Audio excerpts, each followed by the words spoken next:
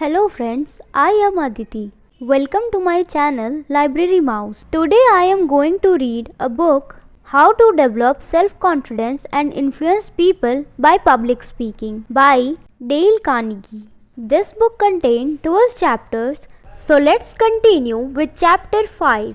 And now, with the renowned Professor James to fall back upon, I shall go so far as to say that if you pursue his self-study in speech faithfully and with enthusiasm, and keep right on practicing intelligently, you may confidently hope to wake up one fine morning and find yourself one of the competent speakers of your city or community, regardless of how fantastic that may sound to you now.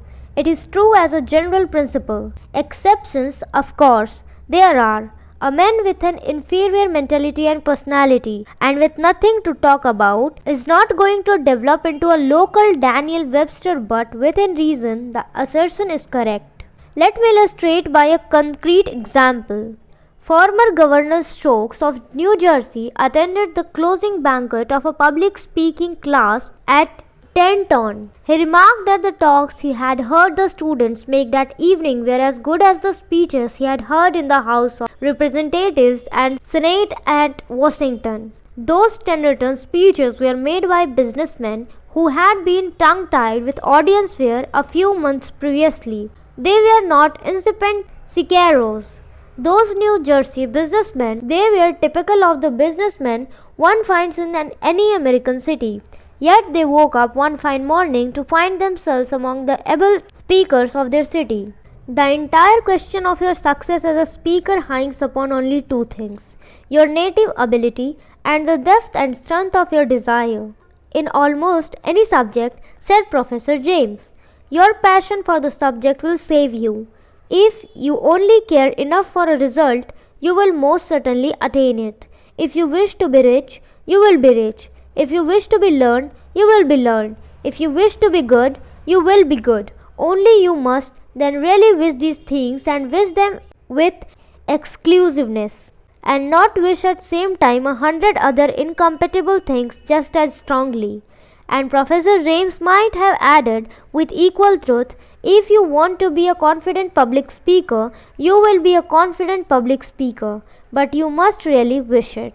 I have known and carefully watched literally thousands of men and women trying to gain self-confidence and the ability to talk in public. Those who succeed were, in only a few instances, people of unusual brilliancy. For the most part, they were the ordinary run of citizens that you will find in your own hometown. But they kept on. Smarter men sometimes got discouraged or too deeply immersed in money making, and they did not get very far. But the ordinary individual with grit and singleness of purpose, at the end of the chapter, he was at the top. That is only human and natural. Don't you see the same thing occurring all the time in commerce and the professions? The Ida Rockefeller said that the first essential for success in business was patience. It is likewise one of the first essential for success here. Marshal Foch led to victory one of the greatest armies the world has ever been seen, and he declared that he had only one virtue, never disappearing. When the French had retreated to the Marne in 1914, General Zorf instructed the generals under him in charge of 2 million men to stop retreating and begin an offensive.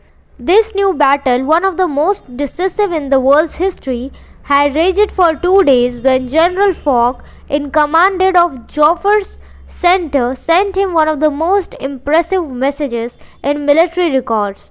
My center gives way, my right recedes. The situation is excellent, I shall attack. That attack saved Paris. So when the fight seems hardest and most hopeless, when your center gives way and your right receded, the situation is excellent. Attack, attack, attack, and you will save the best part of yourself, your courage and faith. Climbing the Wild Geyser. A number of summers ago, I started out to scale a peak in the Australian Alps called the Wild Geyser. Vaidikas said that the ascent was difficult and a guide was essential for amateur climbers. We, a friend and I, had none, and we were certainly amateurs, so a third party asked us if we thought we are going to succeed. Of course, we replied. What makes you think so? He inquired. Others have done it without guides, I said, so I know it is within reason, and I never undertake anything thinking defeat. As an alpinist, I am the merest bungling noise, but that is the proper psychology for anything from acing public speaking to an assault on Mount Everest. Think success, see yourself in your imagination talking in public with perfect self-control. It is easily in your power to do this. Believe that you will succeed. Believe it firmly, and you will then do what is necessary to bring success about. Admiral DuPont gave half a dozen excellent reasons why he had not taken his gunboats into Charleston Harbor. Admiral Farragut listened intently to the recital. But there was another reason that you have not mentioned, he replied. What is that? Questioned Admiral DuPont. The answer come. You did not believe you could do it. The most valuable thing that most members acquire from training in public speaking is an increased confidence in themselves, an additional faith in their ability to achieve, and then that, what is the more important for one's success in almost any undertaking? The will to win. Here is a bit of sage advice from the late Albert Hubbard that I cannot refrain from quoting. If the average man or woman would only apply and live the wisdom contained in it, he or she would be happier, more prosperous. Whenever you go out of doors, draw the chin in, carry the crown of the head high and fill the lungs to the utmost. Drink in the sunshine, greet your friends with a smile and put soul into very handclaps. Do not fear being misunderstood and do not waste a minute thinking about your enemies.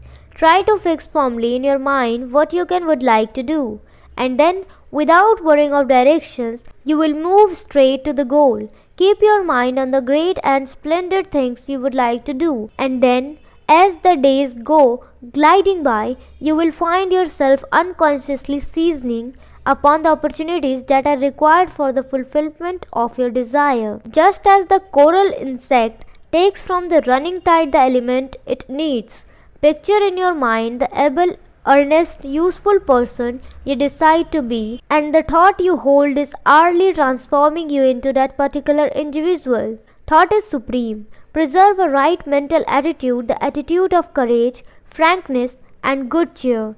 To think rightly is to create. All things come through desire, and every sincere prayer is answered. We became like that on which our hearts are fixed. Carry your chin in and the crown of your head high.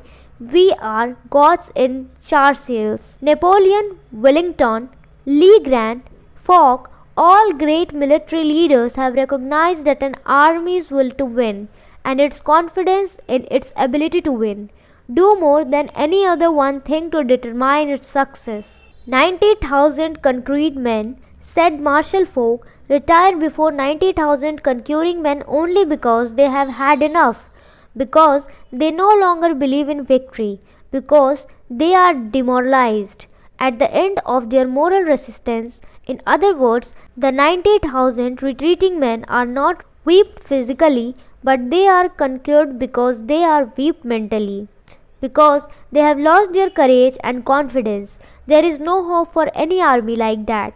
There is no hope for a man like that. Chaplain Fraser, a former ranking capellan of the U.S. Navy, interviewed those who wished to enlist for the capellancy service during the First World War. When asked what qualities were essential for the success of a Navy capellan, he replied with 4 G's: grace, gumption, greed, and guts. Those are also requisites for success in speaking. Take them as your motto. Take this robot service poem as your battle song. When you are lost in the wild and you are scared as a child, and death looks you bang in the eye, and you are sore as a boil, it's according to Hoyle to cock your revolver and die. But the code of a man says fight all you can, and self-dissolution is bared. In hunger and woe, oh, it's easy to blow. It's the hell served for breakfast that's hard. You're sick of the game. Well, now that's a shame. You are young and you're brave and you're bright. You have had a raw deal, I know, but don't spoil. Buck up, do your damnedest and fight. It's the plunging away that will win you the day. So, don't be a picker, old part. Just draw on your greed. It's easy to quit. It's the keeping your chin up that's hard. It's easy to cry that you have been beaten and die. It's easy to crawfish and crawl, but to fight and to fight when hope's out to sight. Why, that's the best game of them all. And though you come out of each grilling bout, all broken and beaten and scarred, just have one more try. It's dead easy to die. It's the keeping on living that's hard. Here we complete our chapter 5. In next video, we will continue with chapter 6. Thank you so much for listening it, and I hope it is understandable to you. If you enjoy watching my videos, do like, subscribe and share with your family and friends. Thank you.